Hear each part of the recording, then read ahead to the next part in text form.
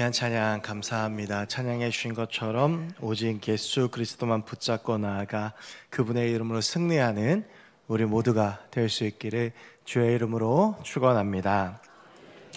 여러분 혹시 익숙한 말은 아닌데 사공명주생중달이란 말을 들어보셨습니까? 이게 이제 7글자가 다 한문으로 된 글자인데요. 이 말은 중국의 4대 기서라고 불리고 오래된 책 중에서 아마 가장 유명한 책일 삼국지에 나오는 말입니다.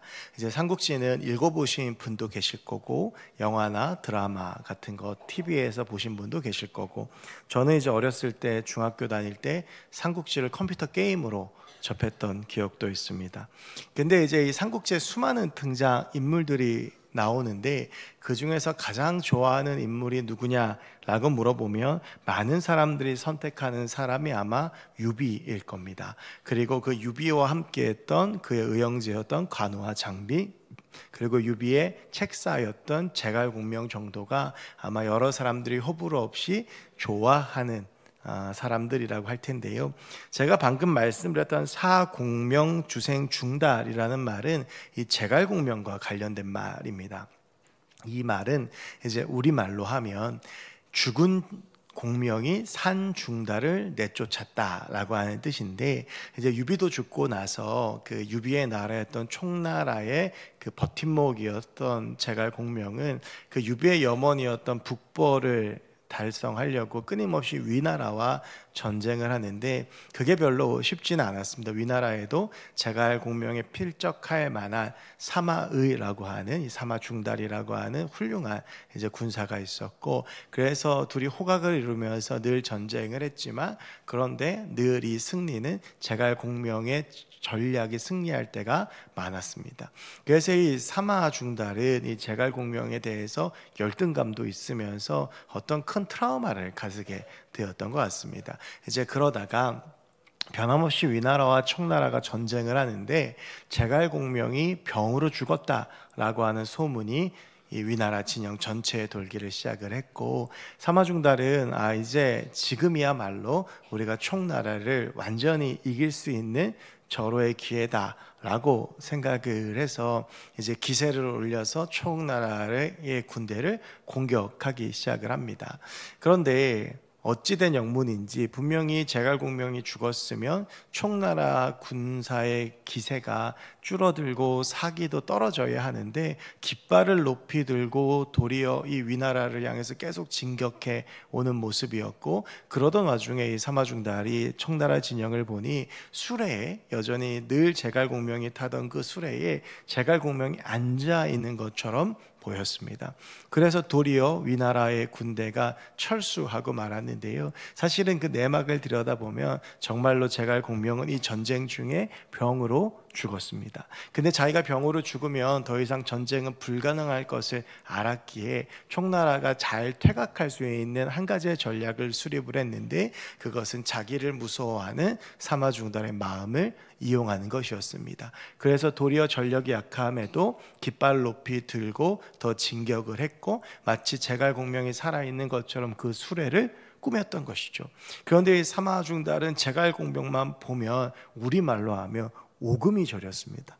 늘 지고 그 전략에 늘 농락당해 있기 때문에 이제 그 모습만 봐도 무서운 거예요.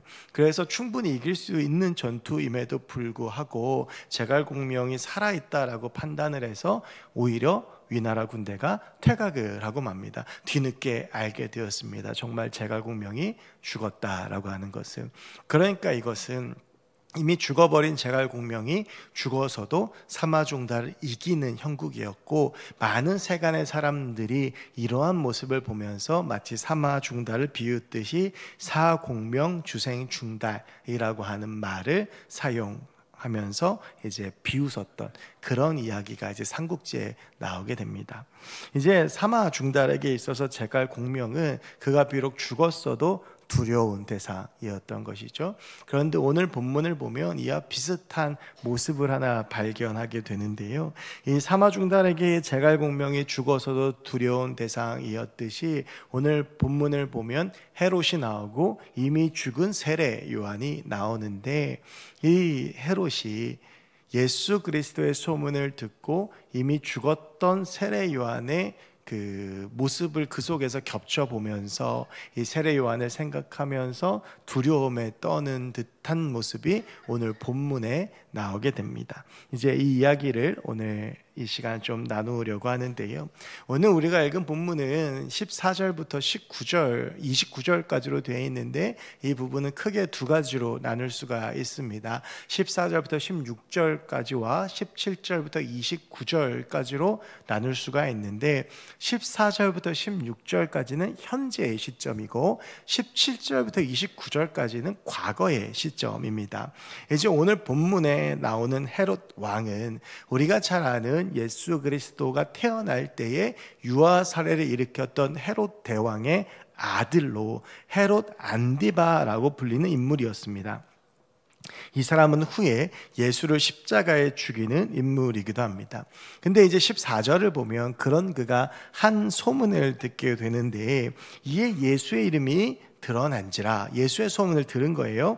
헤롯 왕이 듣고 이르되 이는 세례 요한이 죽은 자 가운데에서 살아났다. 그러므로 이런 능력이 그 속에서 일어나느니라 하고, 이제 여기서 우리가 주목할 말은 능력이라고 하는 말입니다. 여기서 이제 쓰인 능력이라고 하는 말의 헬라어 원어는 디나미스인데요. 이 디나미스에서 우리가 잘 아는 영어 단어인 다이너마이트가 나오죠. 폭발적인 능력을 의미하고, 이 디나미스를 헬라어 사전을 찾아보면 특별히 이적적인 능력 혹은 이적 자체라고 되어져 있습니다. 그러니까 여기서 말하는 디나미스라고 하는 이 능력은 기적을 베푸는 것, 기적을 베푸는 힘이라고 볼 수가 있습니다. 예수님께서 베푸셨던 수많은 기적에 대한 소문들이 이 헤롯의 귀에 들렸고, 그리고 그분의 명성이 유대 땅 전역에 펴지는 것을 헤롯이 들었던 것이죠. 그런데 그 예수에 대한 소문을 듣고 나서 이 헤롯이 떠올렸던 것이 세례 요한이었습니다. 그런데 한 가지 재미있는 것이 있습니다. 그것은 적어도 복음서를 보면 성경에는 세례 요한이 기적을 베푸는 장면이 단 하나도 나오지 않는다라고 하는 것입니다. 세례 요한이 죽은 사람을 살리거나 병든 사람을 고치거나 하는 그런 기적을 베푼 일이 없습니다. 세례 요한의 주 사역은 말씀을 전하는 것이었고 예수님의 길을 예비하는 것이었죠. 그는 바리새인들 향해서 조금도 굴하지 않고 하나님의 말씀을 선포하고 책망했습니다. 광야에서 낙타털옷을 입고 담대하게 말씀을 선언하는 그의 외형과 사역은 마치 유대인들에게 엘리야를 떠올리게 했고, 그래서 15절에 보면 헤롯이 예수 그리스도를 엘리야에 빗대어서 사람들이 이야기한다라고 하는 이야기를 듣는데 이것은 세례 요한에게도 주어졌던 말이기도 합니다. 그러니까 이러한 말들이 세례 요한에 대한 헤롯의 마음을 동하게 만들었다라고 하는 것이죠. 그만큼 헤롯에게 세례 요한은 강렬하게 각인되어 있다라고 하는 것입니다. 16절에 보면 그가 이렇게 이야기를 합니다. 헤롯은 듣고 이르되 내가 목벤 요한 그가 살아났다 하더라. 이것은 부활에 대한 헤롯의 신앙 고백이 아니라 마치 세례 요한의 유령이 나타난 것과 같다라고 하는 헤롯의 두려움 가득한 고백입니다. 이제 오늘 본문을 보면 헤롯이 가지고 있는 트라우마를 볼 수 있는데 정신적으로 받은 큰 상처를 의미하는 트라우마가 이 헤롯에게도 있었는데요. 이 헤롯은 그 세례 요한만 생각하면 그런 트라우마가 생각났다라고 하는 것입니다. 그렇다면 헤롯이 왜 이토록 세례 요한을 두려워하고 예수를 보면서 세례 요한이 다시 살아났다라고 두려움에 떠는지는 17절부터의 과거 내용을 보면 알 수가 있습니다. 앞서 제가 잠깐 설명을 드렸지만 우리가 헤롯이라고 하는 말을 들으면 제일 먼저 떠올리는 사건은 어떤 사건이냐 하면 예수님께서 태어나셨을 때 그 유아를 살해했던 그 사건인데요. 그 사건을 일으켰던 사람은 헤롯 대왕이었는데 그에게는 10명의 부인이 있었다라고 전해지고 그 중에서 한 명이 말다케라고 하는 여인인데 이 헤롯과 말다케 사이에서 낳은 아들이 오늘 본문에 나오는 헤롯 왕 헤롯 안디바입니다. 이 헤롯 대왕에게 많은 아내가 있었다 보니까 여러 형제가 있었고 그 중에서 당연히 이복 형제들도 많이 있었습니다. 그 이복 형제들 중에 한 명이 빌립 1세라는 인물이었는데, 그 빌립 1세에게는 헤로디아라고 하는 아내가 있었는데, 헤롯에게도, 이 헤롯 안디바에게도 이미 아내가 있었음에도 이 헤롯 안디바가 원래 자기의 아내와 이혼하고 자기의 이복 동생인 빌립 1세의 아내인 헤로디아를 강제로 빼앗아서 결혼을 하는 사건이 벌어집니다. 이는 구약 성경의 율법에서 엄격하게 금지하는 것이고, 우리가 언뜻 듣기에도 윤리적으로 도덕적으로 좀 이상하다, 잘못됐다라고 느끼게 되죠. 이런 구약의 율법이 금하는 것을 유대의 왕이 정면으로 어긴 것입니다. 많은 사람들이 이제 이것을 가지고 뒤에서 수군거렸습니다. 헤롯이 이상한 짓을 저질렀다, 헤롯이 율법을 어겼다. 그런데 그 왕 앞에 나아가서 당신 잘못했다, 당신이 율법을 어겼다 라고 지적하고 비난하기란 결코 쉬운 일은 아니죠. 그래서 그저 뒤에서 수군거리는데 불과했지만, 그때에 정면으로 헤롯과 헤로디아를 비방했던 사람이 세례 요한이었습니다. 헤롯이 잘못했다, 헤로디아가 잘못했다라고 담대하게 이 세례 요한은 선언하게 되고, 그리고 결국 그 결과로 세례 요한이 감옥에 투옥됩니다. 헤롯 안디바는 이런 과정들 속에서 20절에 나오듯이 세례 요한을 그때부터 의롭고 거룩한 사람이라고 여겨서 두려워해서 그를 죽이지 않도록 보호했지만, 결국에는 이 세례 요한에게 앙심을 품었던 헤로디아의 계략으로 인하여 세례 요한을 목을 베어 죽일 수밖에 없었습니다. 우리가 20절을 보면 헤롯은 세례 요한이 살아있을 때에도 그를 의롭고 거룩한 사람을 여기고 두려워했고, 그리고 그를 아내의 계략 때문에 죽이게 된 후에는 그를 죽였다는 죄책감과 두려움에 아마 굉장히 두려워했던 것 같습니다. 이것이 그 세례 요한을 향한 이 헤롯의 트라우마라고 할 수 있습니다. 아마도 세례 요한을 죽이고 헤롯이 편하게 잠을 자지 못했을 것 같습니다. 그런데 이제 이 사건을 다루면서 우리가 한 가지 질문을 하게 됩니다. 그것은 세례 요한은 이렇게 헤롯과 헤로디아를 비난하고 비판하면 자기가 죽임을 당할 것이라는 것을 몰랐을까입니다. 20절 말씀을 보면 이제 세례 요한이 감옥에 갇혀 있을 때에도 이 헤롯이 어떻게든 세례 요한을 죽이지 않게 하기 위해서 보호하는 장면도 나오게 됩니다. 이것은 감옥에 갇힌 후에도 요한이 살려면 얼마든지 살 수 있었다라고 하는 것입니다. 내가 실언을 했다, 내가 잘못했다, 내가 다신 안 그러겠다라고 말 한마디만 하면 아마 잡혀있던 세례 요한은 풀려날 수 있었을 것입니다. 그러나 그는 타협하지 않습니다. 끝까지 헤롯과 헤로디아를 비판하고 하나님 앞에서 옳다고 생각하는 것을 선포하는 것을 주저하지 않았습니다. 결국 이러한 요한은 목이 베어 죽는 비참한 죽음을 맞이하게 되죠. 이러한 세례 요한과 헤로디아의 관계는 마치 구약의 엘리야와 이세벨의 관계를 떠올리기도 합니다. 그래서 사람들이 세례 요한이 죽은 후에도 그는 엘리야 같다라고 떠들었고, 그리고 그 엘리야 같다는 그 말들의 풍문들이 예수께도 적용되었던 것입니다.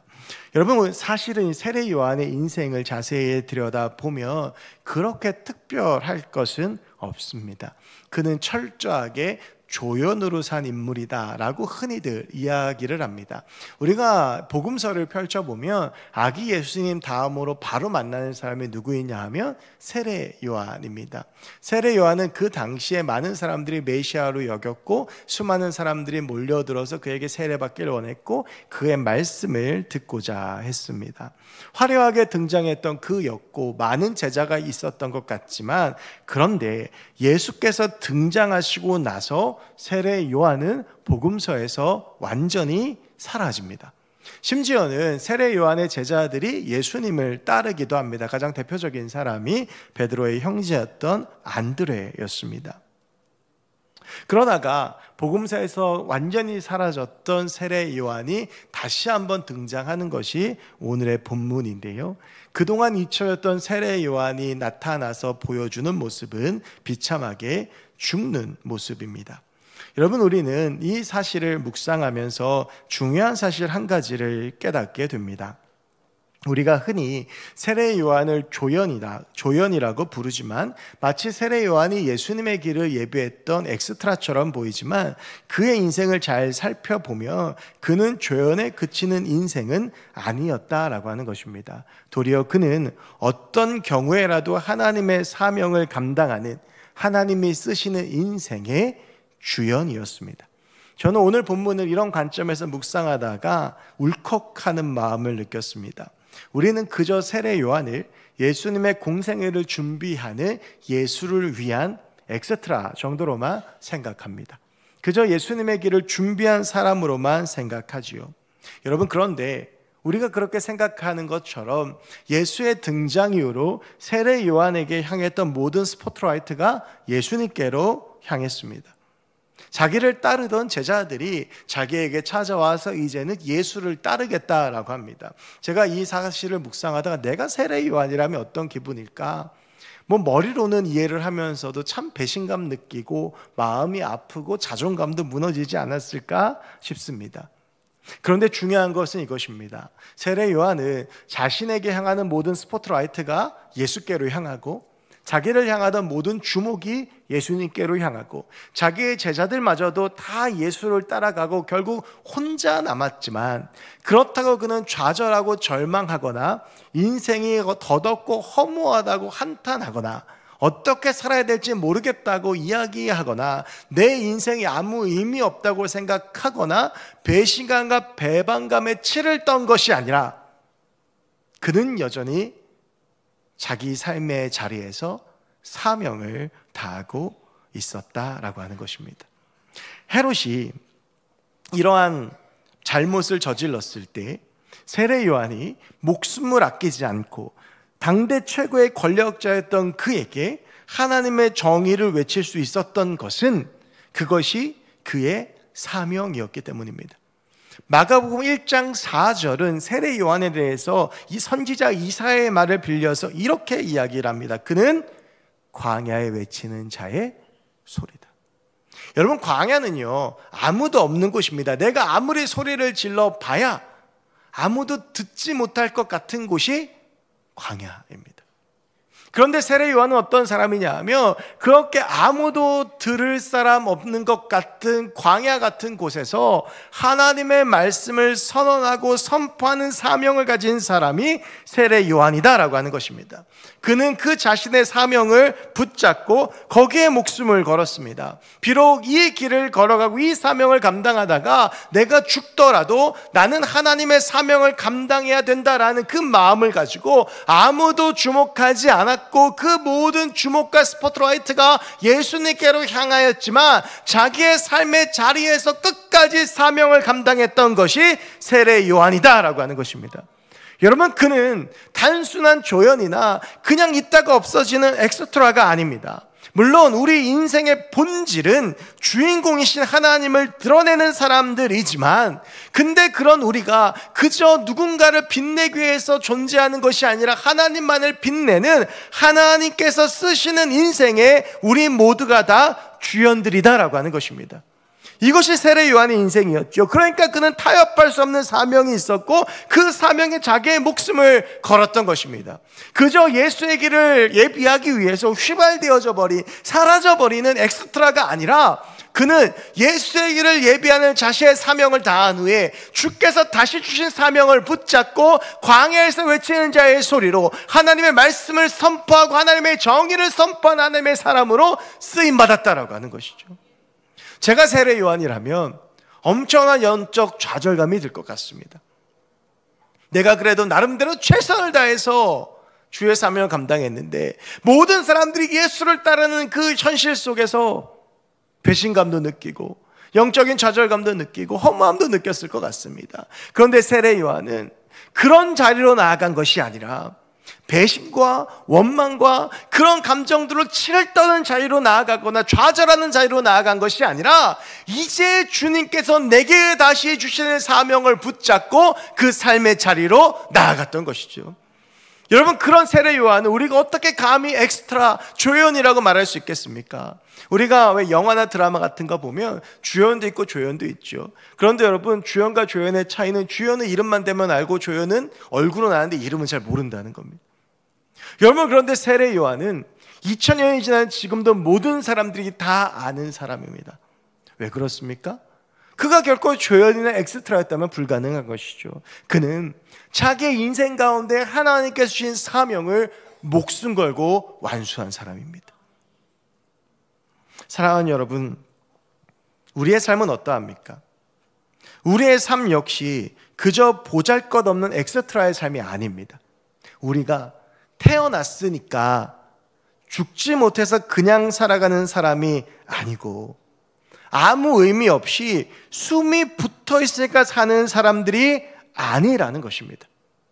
하나님께서 우리를 이 땅 가운데 보내시고 창조하셨을 때에는 우리 모두에게는 다 하나님께서 주신 사명이 있습니다. 우리는 그 하나님의 사명을 붙잡고 누가 알아주든 그렇지 않든 하나님께서 주신 사명을 붙잡고 나아가는 사람들이다라고 하는 것입니다. 여러분, 그래서 우리는 하나님께서 나에게 주신 사명이 무엇인지를 정확하게 깨달아야 합니다. 오늘 우리가 살아있다라고 하는 것은 여전히 나의 삶 가운데 하나님의 사명이 있다라고 하는 겁니다. 사도행전 12장을 보면 사도행전 12장이 예수님의 제자 야고보의 순교로 시작을 합니다. 그런데 여러분, 그 사건 가운데 수요일 저녁에 한번 나눈 바가 있지만 베드로가 똑같이 야고보의 순교가 있고 나서 그리고 나서 감옥에 갇혔는데, 그런데 하나님께서 베드로는 살려주십니다. 아니, 너무 불합리하지 않습니까? 왜 야고보는 똑같은 제자인데 죽게 내버려 두시고 베드로는 살려주십니까? 여러분, 그것은 다른 이유가 아니라 야고보는 이 땅에서의 사명을 다해서 하나님 품에 안긴 거고 아직은 베드로에게는 사명이 남아있는 겁니다. 사도행전 27장을 보면 사도 바울이 로마로 압송되는 과정 가운데 유라굴로라고 하는 광풍을 만납니다. 말 그대로 광풍이었어요. 미친 바람이었어요. 다 죽게 생겼습니다. 모두가 다 죽겠다라고 이야기하는데 그때 사도 바울이 이야기하죠. 아니, 우리는 죽지 않습니다. 하나님께서 내게 말씀하셨습니다. 너에겐 아직 사명이 있기 때문에 내가 넌 살릴 거다. 그 사도 바울이 살아남은 그 배가 살아났던 것이거든요. 여러분, 무엇입니까? 오늘 우리가 살아있다라고 하는 건 오늘 내가 해야 될 하나님의 사명이 있다라고 하는 이야기입니다. 세례 요한은 그것을 깨달았습니다. 그래서 죽는 순간까지 그 사명을 완수했고 그 사명이 다하는 순간 그는 비록 세상에서 보기에는 목이 잘려 비참하게 죽은 것 같지만 하나님의 품에 안기며 하늘나라에 입성했던 것입니다. 여러분, 오늘 우리가 살아있다라고 하는 것은 하나님께서 나를 이 땅 가운데 보내신 이유와 사명이 여전히 존재하고 있다라고 하는 것입니다. 그래서 우리는 이 하루를 살아가며 하나님께서 내 삶 가운데 원하는 것이 무엇인지, 나는 무엇을 위하여, 하나님을 위하여 무엇을 하며 살아가야 되는지, 나는 무엇을 붙잡고 살아가야 되는지 그 사명을 붙잡고 살아가야 되는 것이죠. 여러분, 의미 없이 시간을 보내는 것은 하나님 앞에서 큰 죄입니다. 제가 이제 군에 있을 때에 가끔 우리 아이들이 있는 그 생활관에 방문을 할 때가 있습니다. 그러면 하나같이 이제 관물대라고 부르는 개인 사물함들이 쫙 있거든요. 그 관물대 모두 하나같이 놓아놓은 게 있는데 그게 뭐냐 하면 달력입니다. 이 탁상형 달력을 놓는데 그 탁상형 달력에는 우리 남자분들은 아시겠지만 모두가 다 똑같은 표시를 해놓습니다. 날짜마다 X가 쳐져 있습니다. 뭐냐, 오늘 하루 갔다는 거예요. 그러니까 하루 일과를 저보를 마치고 자기 전에 X를 그려놓고. 그러니까 여러분, 이게 뭡니까? 마지못해 사는 거잖아요. 그러니까 오늘 하루 그냥 지나가기만을 바라며 그냥 그렇게 사는데 여러분, 이게 얼마나 무의미하고 불쌍한 삶입니까? 오늘 하루 하나님께서 우리를 눈뜨게 하신 이유가 있습니다. 하나님께서 우리를 숨쉬게 하신 이유가 있습니다. 우리는 그걸 사명이라고 부르죠. 여러분, 우리가 세례 요한이 누가 지켜보든 누가 지켜보지 않든, 누가 박수를 쳐주든 그렇지 않든, 누가 나를 따르든 안 따르든 내 삶의 자리에서 우리 주님께서 주신 사명을 다하여 살다가 주님 품에 안겼던 것처럼 우리도 하나님만을 바라보며 그 사명 감당하고 살아가는 저 여러분들이 됐으면 좋겠습니다. 여러분, 사명을 감당하는 인생이 성공한 삶입니다.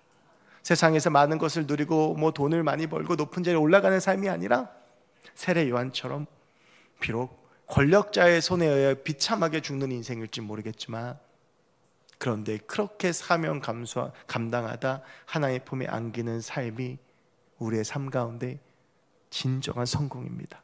그것이 복입니다. 여러분, 우리가 그 성공과 복을 누리는 하나님의 사람들이 되었으면 좋겠습니다. 여러분, 오늘 본문에 이제 세례 요한이 죽을 줄 알면서도 자기의 사명 때문에 그 죽음으로 나아가잖아요. 죽을 줄 알면서도 헤롯 안디바 헤로디아 앞에서 너희들 잘못했다라고 끝까지 외칩니다. 바보 같은 삶이죠. 사명 붙잡고 사서 꽤 바보 같은 삶을 살았는데, 오늘 본문에 직접 등장하진 않지만 오늘 본문에 그런 바보 같은 삶, 죽음을 향하여 나아갔던 그 바보 같은 삶을 살았던 한 사람의 이름이 더 나오는데, 그가 바로 예수 그리스도입니다. 여러분, 이제 오늘 이 헤롯을 보면 헤롯의 이 감정을 제가 말씀드렸지만 어떤 감정이 느껴지냐 하면 두려움이 느껴지잖아요. 예수의 소문을 듣더니 막 두려워하면서 이미 죽은 세례 요한까지 소환해서 그 세례 요한이 다시 살아났다라고 할 정도로 아마 이 헤롯이 치를 떨면서 막 두려워했을 겁니다. 그러면 이랬던 이유가 무엇일까? 왜 예수께서 이렇게 사람들 사이에서 명성이 올라가고 능력을 베푸는 것을 보면서 헤롯이 두려워하면서 이 세례 요한까지 소환해 가면서 이랬을까? 여러분, 그것은 이제 헤롯 가문에 대해서 좀 살펴보아야 이해가 되는데, 이제 헤롯 대왕으로부터 시작해서 그 아들들이 이제 쭉 왕이 되거든요. 헤롯 아켈레오, 그 다음에 헤롯 안디바, 오늘 본문이 헤롯 안디바인데요. 그리고 그 밑에 헤롯 아그리파 1세, 헤롯 아그리파 2세. 그 헤롯 아그리파 2세는 여러분 미술 학원 가시면 있는 아그리파상, 그게 이제 헤롯 아그리파거든요. 근데 이제 헤롯 가문은 굉장히 큰 문제가 하나 있었어요. 그게 뭐냐 하면 이 헤롯 가문이, 헤롯은요 이두메인이었습니다. 여러분, 이두메인은 무슨 말이냐 하면 에돔 족속이라고 하는 뜻입니다. 에돔은 누구의 후손들이냐 하면 에서의 후손들입니다. 여러분, 근데 이 이스라엘이라고 하는 정통성은 어디서부터 출발하죠? 야곱으로부터 출발하는 거예요. 이 야곱이 창세기 32장에서 야복강가에서 하나님의 삿발을 붙잡고 씨름하다가 그래서 절름발이 되면서 그때 하나님께서 붙여주셨던 이름이 이스라엘이잖아요. 그러니까 야곱의 후손, 그게 이제 이 이스라엘 사람들의 정체성이고, 이게 굉장히 강했어요. 그러니까 피가 섞인 사마리아 사람들을 사람 취급도 안 하는 거 아니에요, 여러분. 그런데 그러한 사람들의 왕이 에돔 족속이에요. 그러니까 유대인들이 권력은 가지고 있고 저 사람이 힘은 있으니까 복종은 하지만 마음속으로 왕이라고 인정하지 않죠. 그러니까 이 헤롯의 마음속에는 늘 어떤 마음이 있겠어요? 불안함이 있죠. 유대인을 향한 열등감이 있죠. 언제 쫓겨날지 모른다는 마음이 있죠. 여러분, 그래서 이 사실을 이해를 하면 왜 동방박사의 말을 듣고 헤롯 대왕이 태어난 남자애들 다 죽였는지가 이해가 돼요. 유다 자손들 중에서, 이 야곱의 자손들 중에서 진짜 유대인의 왕이 태어나면 자기는 쫓겨날 거라고 하는 그 불안감이 있었고, 그래서 동방박사들이 왕을 경배하러 왔다고 하니 두려움에 떨면서 태어난 남자애들 싹 다 죽여버리는 거거든요. 여러분, 이게 이제 헤롯 대왕이었는데, 이제 그의 아들 헤롯 안디바에게는 또 다른 문제가 있었습니다. 여러분, 지금 이제 헤롯 대왕의 문제는 이두메인이었다라고 하는 거죠. 에돔 족속. 그러면 이제 이 헤롯 안디바도 이두메인이잖아요. 근데 이 헤롯 대왕에게는 10명의 부인이 있었습니다.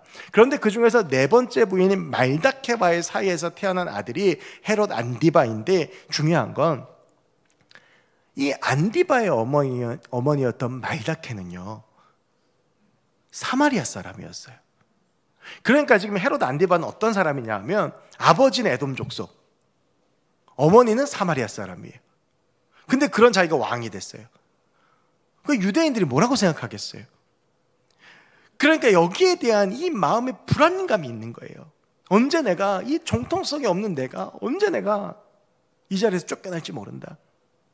상대적으로 정치적 입지가 약했겠죠. 그러니까 세례 요한을 보고서도 그토록 두려움에 떨었던 거죠.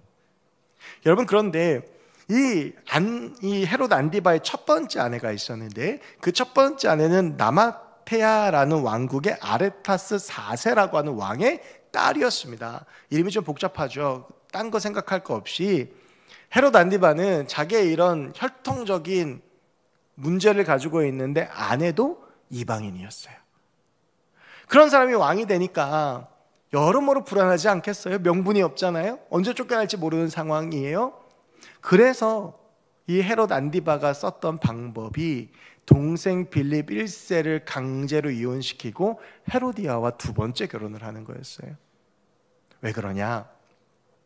여러분, 남유다가 바벨론에 멸망하고 600년 동안을 바벨론, 바사, 그 다음에 헬라, 로마에서 식민지 지배를 받는데, 그때 80년 이 유대민족이 잠깐 독립을 누렸을 때가 있습니다. 마카비 오형제에 의해서.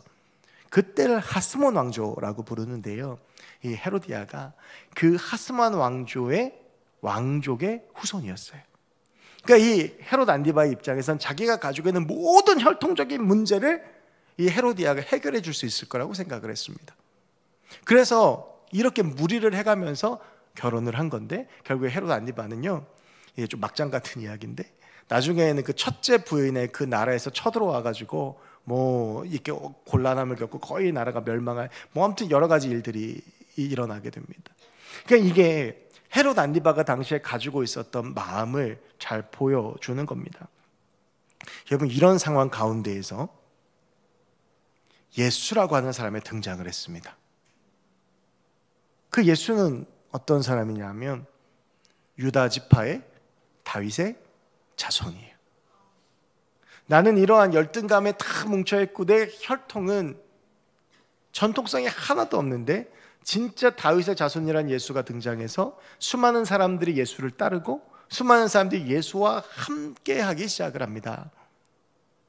여러분, 오늘 본문이 이해라고 하는 말로 시작을 해요. 이 이해라고 하는 말은 앞선 본문을 봐야 되죠. 앞선 본문은 뭐냐 하면 예수님께서 12제자를 파송하신 이야기예요. 그 12제자를 파송하셔서 이 12제자가 유대 땅 전역을 다니면서 하나님의 말씀을 예수님의 말씀을 전합니다. 그 내용이 뭐냐? 그 내용은 마태복음 13장을 보면 알 수 있는데, 마태복음 14장에 또 요 세례 요한의 이야기가 나오거든요. 그런데 그 앞에 마태복음 13장에는 어떤 내용이냐 하면 천국 복음이에요. 마태복음 13장을 천국 비유장이라고 말하는데, 이 말은 무슨 말이냐 하면 예수님의 제자들이 유대 땅 전역을 다니면서 뭘 선포했냐 하면 천국을 선포했어요. 하나님의 나라를 선포했어요. 그런데 이 이야기를 오랜 식민지 지배 가운데 지친 유대인들은 뭘로 받아들였냐 하면 예수라는 사람이 이제 드디어 이 나라에 독립을 가져다 주고 새로운 왕이 되고 이 나라를 만들 거다. 이 소문이 쫙 돌고 있는 걸 헤롯이 들은 거예요. 그러니까 얼마나 마음이 불안하겠어요. 많은 사람들이 그를 따른다고 하는데, 그를 향한 열망이 대단하고 독립운동가들이라고 할 수 있는 열심 당원도 그들을 따르고, 근데 그 사람한테 능력도 있는 것 같고 얼마나 불안하겠습니까? 그러니까 이제부터 헤롯의 관심은 뭐예요? 예수를 제거해야 되는 거죠.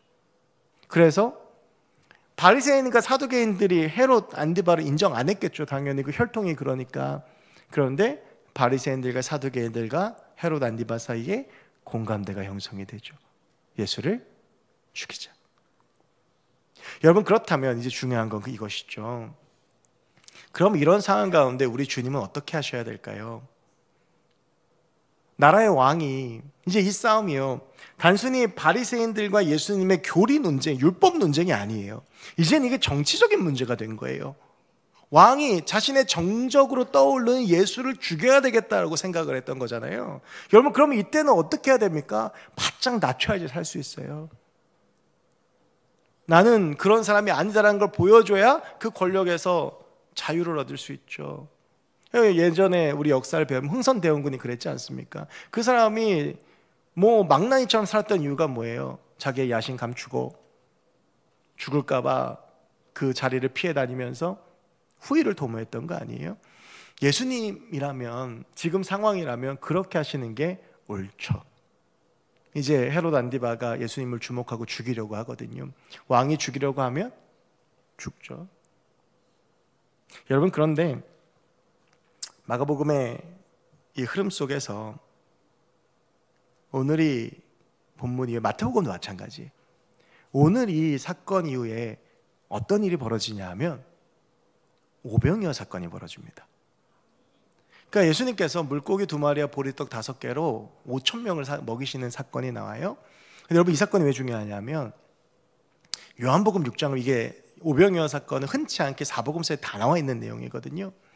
요한복음 6장을 보면, 그 6장 마지막 14절 15절을 보면 예수님께서 이 기적을 베푸시는 것을 보자 사람들이 어떻게 해요?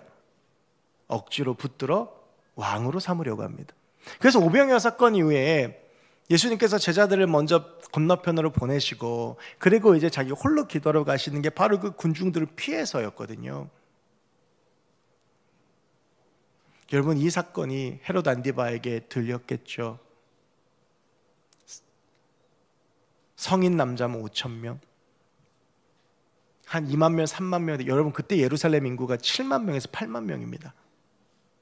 근데 그 인구의 4분의 1에 달하는 사람들이 예수를 억지로 왕으로 삼으려고 했던 거예요. 얼마나 두려웠겠습니까? 여러분, 결국 이러한 일들이 예수 그리스도를 죽음에 이르게 하는 거죠. 이해가 안 돼요. 아니, 이럴수록 좀 행동 거지를 조심하고, 그리고 이런 일을 그냥 안 하면 되고. 여러분, 지금 보세요. 지금 내 눈앞에 있는 사람 배고픈 거 알아요. 근데 이 사람을 먹이면 내가 죽어요. 이 사람을 먹이면 내가 지금 내 인생이 끝날 수도 있어요. 그런데 예수님께서요, 이러한 상황들 속에서 지금 내 눈앞에 있는 이 사람의 배고픔을 외면하실 수가 없는 거예요. 비록 내가 이 일을 경험해서 죽음에 이르게 되더라도 지금 내 눈앞에 있는 내 백성의 배고픔을 외면할 수 없는 거예요. 왜 그렇습니까? 사랑하시기 때문이죠. 여러분, 예수님께서 이러한 여러 가지 정치적 역학 구도 속에서, 바리새인들의 그 시샘 속에서, 여러 가지 어려움 속에서, 그럼에도 불구하고 공생애를 멈추지 않고 도리어 죽음으로 한 걸음 한 걸음 나아갔었던 이유는 단 하나입니다. 사랑하시기 때문이에요.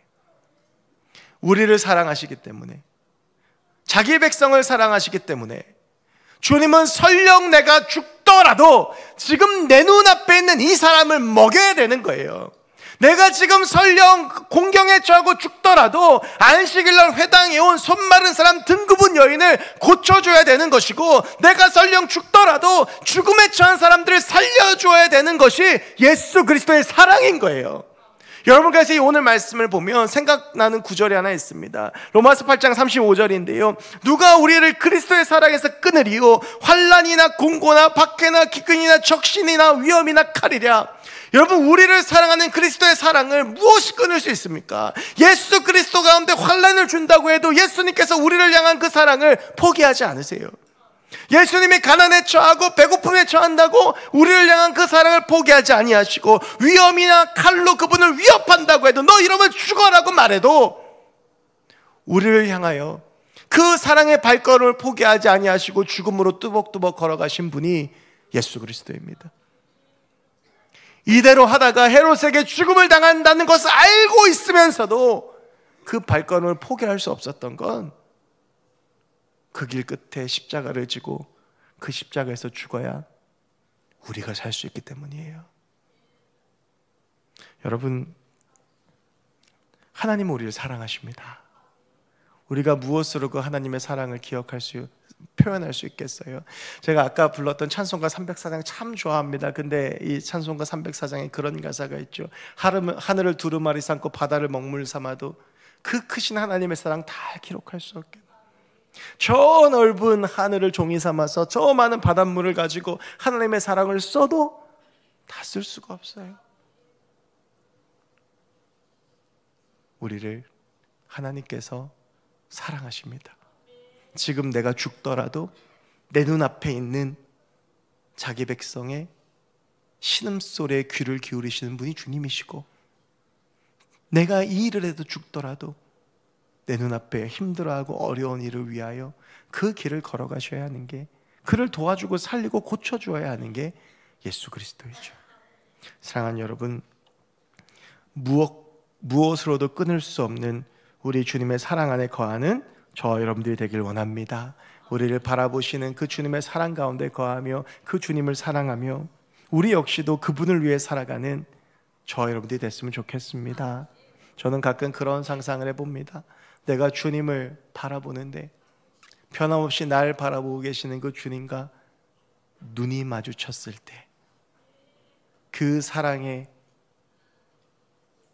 교제가 일어났을 때 그때 우리의 삶 가운데 진짜 기적이 시작됩니다. 두려운 게 없고 아픈 게 없고 하나님께서 주시는 은혜와 평강이 가득한 그 사랑의 놀라운 경험을 하게 될 것입니다.